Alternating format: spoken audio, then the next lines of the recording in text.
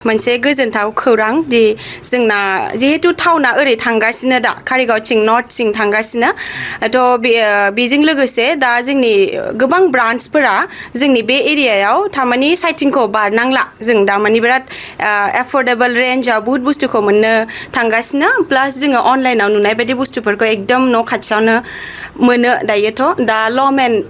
मोनसे बिराद well known brand in case of design affordability quality with fashion स' नोंसोर बयबो लांफैनो हासिगोन दिनै इन'ग्रेसन जाबाय विथ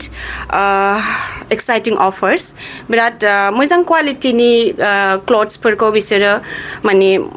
बिराद एफर्डेबल प्राइसआव दासान्दि होदों माने इन'ग्रेसन स्पेशल स' लकेसना जाहैबाय बिटिसि मोननायनि जास्ट 2 स्टेप्स सिगां next to like opposite to बिटिसि कदमतला एरियानो गोलैबाय बेनि अपोजिटआव दख'ना स्ट'र मुसाहारि दख'ना स्ट'र बेनि अपोजिटआव जाहैबाय आरोखि दा नोंसोरो लांफैनो हासिगोन माने खुलिखाबाय इन'ग्रेसन जाखाबाय स' all are welcome thank you क्वालिटियाथ' बिराद मोजाङानो जों जेरैबायदि आदार स्ट'रफोराव लायो लमेननि जेनुइन जि क्वालिटि प्रडाक्ट जायो बेफोरखौनो नुदों बाट प्राइसआ एसे खमावनो नुदों माने एफर्डेबल रेन्जआव नुदों आरोखि स' गोजानाव थांनांला बेयावनो लांफैनो हासिगोन बयबो कम्पिउटार कोर्स लानो गोसो गुदुं फरायसाफोरनि थाखाय गोजोनथाव खौरां कम्पिउटार कोर्स आरो स्टेनोग्राफि फोरोंथायनि थाखाय बेसेन होनाङालासे सोलोंसाफोरनि मुं थिसननाया सोलिगासिनो बे मोजां खाबुखौ लानानै फैदों क'क्राझारनि फ्लाइंग रुट इनस्टिट्यूटआ क'क्राझार सहरनि जेडी रड खोदोमथलायाव थानाय फ्लाइंग रुट इनस्टिट्यूटआ एभिएशन आरो हस्पिटेलिटी सोलोंथायनि अनगायैबो बे खेबाव सोलोंसाफोरनि थाखाय लानानै फैदों कम्पिउटार आरो स्टेनोग्राफि विथ टाइपिं कोर्सनि मोनसे मोजां खाबु कम्पिउटार आरो स्टेनोग्राफि कोर्स सोलोंनो गोसो गुदुं फरायसाफोरनि थाखाय क'क्राझारनि फ्लाइंग रुट इनस्टिट्यूटआव 30 सोलोंसाफोरनि थाखाय बेसेन होनाङालासे मुं थिसननाया दासान्दि सोलिगासिनो आरो फैगौ 31 मार्चसिम सोलिबाय थागोन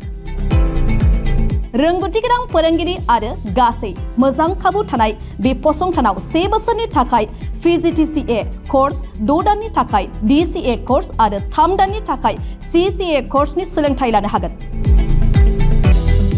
जायनि गेजेराव कम्पिउटार सफ्टवेयर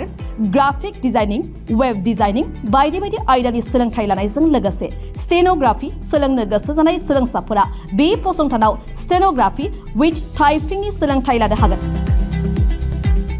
अब्ला मानोथो गोबाव खालामनो जायफोर सोलोंसाफोरा कम्पिउटार कोर्स आरो स्टेनोग्राफि सोलोंनो गोसो नोंथांमोनहा बेसेन होनाङालासे थाबैनो क'क्राझारनि फ्लाइंग रुट इनस्टिट्यूटआव मुं थिसनफैदो मुं थिसननो थाखाय थोंजोङै क'क्राझारनि खोदोमथलायाव थानाय फ्लाइंग रुट इनस्टिट्यूटआव फैनो हागोन आरो बांसिनै मिन्थिनो थाखाय 9394796813 नङाब्ला 8099554765 मबाइल नम्बराव फोनांजाब खालामनानै खौरां लाहरनो हागोन।